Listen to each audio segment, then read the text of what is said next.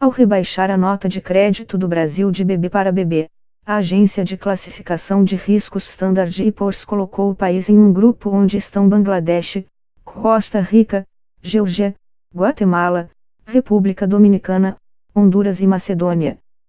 A nota BB faz com que esses países fiquem 3 patamares abaixo do grau de investimento, uma espécie de selo de bom pagador e, por isso, indicador se determinada região é segura para investidores.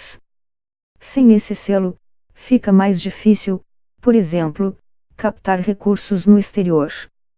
No relatório, a agência aponta que o atraso no avanço das reformas para conter gastos fiscais e a incerteza política são as principais fraquezas da nota de crédito do Brasil. Apesar dos vários avanços políticos do governo Temer, fez progressos mais lentos do que o esperado ao criar leis relevantes para corrigir a derrapagem fiscal estrutural.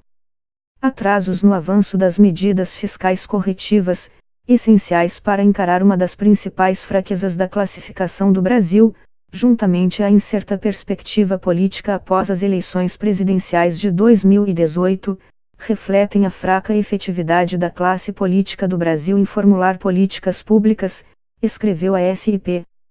O Ministério da Fazenda divulgou nota afirmando que o governo federal mantém o comprometimento com a consolidação fiscal. A SIP ressalta a necessidade e urgência da aprovação de propostas de consolidação das contas públicas pelo Congresso Nacional, como a reforma da Previdência, além do adiamento do reajuste e o aumento da contribuição previdenciária dos servidores públicos, corroborando as propostas da equipe econômica, diz trecho do texto. A decisão da agência, contudo, não pega o governo de surpresa. Em outubro do ano passado, o ministro da Fazenda, Henrique Meirelles, já havia declarado ser absolutamente normal que a SIP diminuísse novamente a nota de crédito do Brasil se o governo fracassasse em aprovar a reforma da Previdência. A atual proposta em discussão no Congresso prevê idade mínima para se aposentar, 65 para homens e 62 para mulheres, tempo mínimo de contribuição para se ter direito ao benefício, 15 anos na iniciativa privada e 25 para servidores públicos, o fim do benefício apenas por tempo de serviço e limites à aposentadoria integral, restrita apenas a quem contribuir por 40 anos. Temer conseguiu aprovar a reforma trabalhista, mas precisou desidratar o projeto inicial da Previdência, dada a dificuldade de aprová-la no Congresso.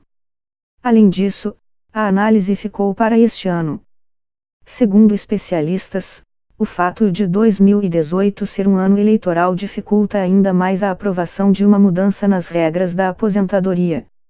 A SIP foi a primeira agência a dar o selo de bom pagador para o Brasil, em 2008, quando subiu a nota de crédito para títulos em moeda estrangeira de BB+ para BBB e para título em moeda local de BBB para BBB+.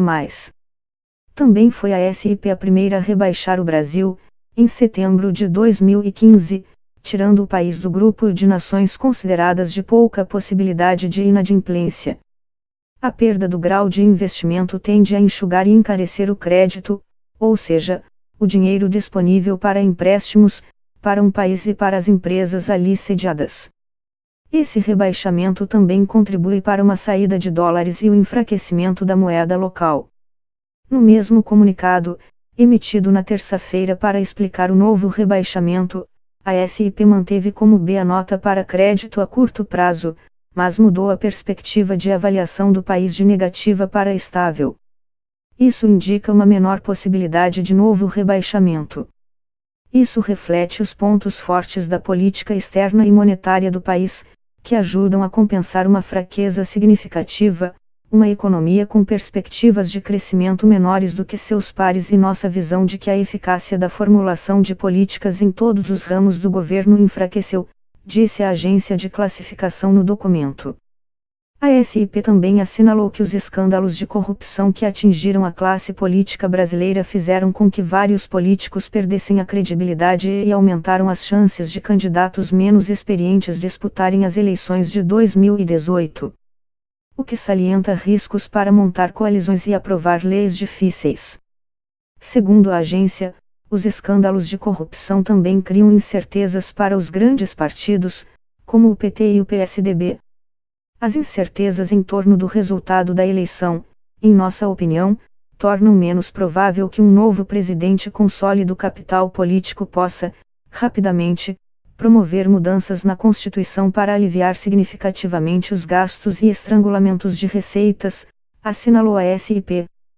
A última vez que o Brasil teve uma nota BB foi em 2005.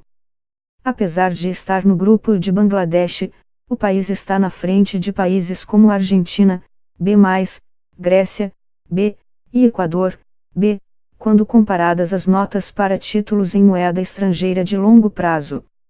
Na América do Sul, Colômbia, BBB, Peru, A, Chile, AA, e Uruguai, BBB, por exemplo, estão entre os países com selo de bom pagador. As agências de classificação de risco fazem avaliações sobre países e empresas e atribuem notas para indicar sua capacidade de pagamento de dívidas. As mais conhecidas são as Standard & Poor's, Moody's e Fitch. Investidores de todo o mundo usam os dados dessas empresas para avaliar os riscos de investir e conceder empréstimos. Mas não estão imunes de críticas. Em 2008, por exemplo, foram questionadas por não terem identificado a escalada da crise no EUA e na Europa.